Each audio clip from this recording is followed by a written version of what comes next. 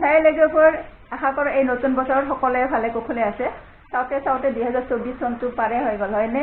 এতিয়া আহি গ'ল 2025 চন। 2024 চনটো মোৰ কাৰণে বেছি ভালে নগ'লে আৰু এক টুকুৰা ভাল গৈছে, এক টুকুৰা বেয়া গৈছে। এতিয়া 2025 চনটো বা কেনেকুৱা যায় ক'ব নোৱাৰি, যিহেতু আমি মানুহ জাতি, আজি আছোঁ কালি নাই, ভাঙা টুকুৰাত পানী নাই, কাৰোবাৰ কেতিয়া কি হয় ক'ব নোৱাৰি। এই 2025 চনটো সকলোৰে যেন ভালে কুশলে যায় সেই ভগৱানৰ ওচৰত প্ৰাৰ্থনা কৰিছোঁ। যি কি নহওক, এতিয়া হৈছে মাঘ বিহু। মাঘ বিহুতো কাৰাই খাবই লাগিব। কাৰাই মানে মাখৰাই, আমাৰ বড়ো ভাষাত মাখৰাই বুলি কয় আৰু। এই কাৰাই ভাজা প্ৰথাটো মানে আমাৰ ফালে একদম চলি আহি আছে, এতিয়াও চলি আছে। কাৰাইটো ঘৰে ঘৰে মানে চবেও ভাজে আৰু কাৰাইটো মানে পিঠা পনাটো লগত থাকিবই, লগতে কাৰাইটো অলপ হ'লেও থাকে আৰু ঘৰে ঘৰে। সেইকাৰণে ময়ো ভাবিছোঁ আজি অলপ কাৰাই ভাজি বুলি পেলাই চাউল অলপ ধুই পেলাই থৈ দিছোঁ আৰু। কাৰাইটো মানে আমাৰ ফালে কেৰাহীত এনেই লতৰ পতৰকৈ নাভাজে আৰু বালিৰে ভাজে। বালিৰে ভাজিলে একদম ধুনীয়াকৈ ফুটি উঠে, পপকৰ্ণ নিচিনা ফুটি উঠে আৰু খাবলৈ একদম টেষ্টি হয়, চফ্ট হৈ যায়, খুব খাবলৈ ভাল হয়। ব'লচোন তেতিয়াহ'লে মই কাৰাই ভাজিবলৈ আৰম্ভ কৰোঁ। আপোনালোকে আকৌ চাই থাকিব মোৰ কাৰাইটো ফুটে নে নুফুটে। ব'লক তেতিয়াহ'লে মই ভিডিঅ'টো আৰম্ভ কৰোঁ। এইখিনিয়ে মোৰ কাৰাই ভাজা বৰা চাউলখিনি। যোৱাকালি গধূলিতে মই চাউলখিনি ধুই ধাই ধুনীয়াকৈ এনেকৈ ডলাত মেলি থৈ দিছোঁ। গোটেই ৰাতি মেলি থৈ দিছোঁ। এনেকুৱাই মেলি থৈ দিব লাগে, এইটো কাৰাই ভাজাৰ নিয়ম হয়। এনেকুৱা নকৰিলে মানে কাৰাইখিনি ভালকৈ ফুটি নুঠে, সেইকাৰণে মই এনেকৈ মেলি থৈ দিছোঁ। এতিয়া মই এইখিনি ভাজিবলৈ লৈ যাওঁ। এই কাৰাই ভাজা চাউলখিনিত একদম পানী থাকিব নালাগে। পানী থাকিলে কি হয়, ভাজোতে মানে বালিখিনি চিপকি ধৰিব চাউলত, তেতিয়া কাৰাইখিনি খাই ভাল নালাগিব। একদম মানে চাউলখিনি চনচনা হ'ব লাগে, এনেকুৱা ধৰণৰ চনচনীয়া হ'ব লাগে। এইখিনিয়ে মোৰ কাৰাই ভাজা বালিখিনি। এই বালিখিনি মই ধুই ধাই শুকাই চাফা কৰি লৈছোঁ আৰু চালি পেলাই যিখিনি বালি ওপৰত থাকি গৈছে সেইখিনি মই পেলাই দিছোঁ। আৰু যিখিনি বালি মানে এই চালনীৰে চালতে যিখিনি বালি তলত সৰকি গৈছে সেইখিনি বালিহে মানে কাৰাই ভাজিব লৈছোঁ আৰু একদম মিহিখিনি লৈ লৈছোঁ। এয়া মই মাখৰাই ভাজা কেৰাহীখন চৌকাত বহাই দিছোঁ।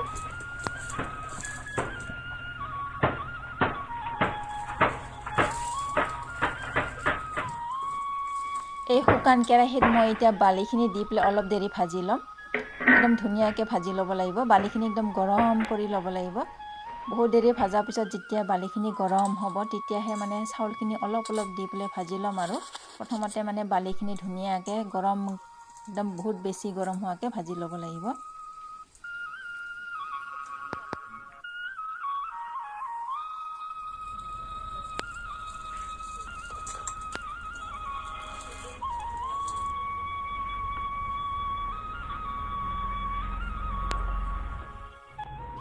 বালিখিনি ভাজি ভাজি এতিয়া পূৰা গৰম হৈ গৈছে। এই বালিখিনিতে মই এতিয়া চাউলখিনি অলপ অলপ দি পেলাই কাৰাইখিনি ভাজি ল'ম আৰু এয়া মই চাউল অলপমান দি দিছোঁ। এতিয়া মই এই চাউলখিনি বালিৰে মিক্স কৰি পেলাই এনেকৈ অলপ দেৰি ভাজি থাকিম।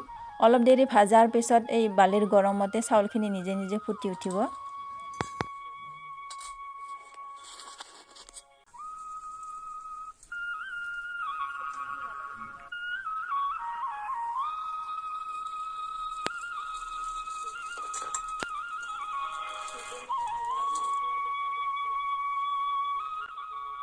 চাউলখিনি ভাজোতে ভাজোতে ইয়াত ধুনীয়াকৈ ফুটি উঠিছে।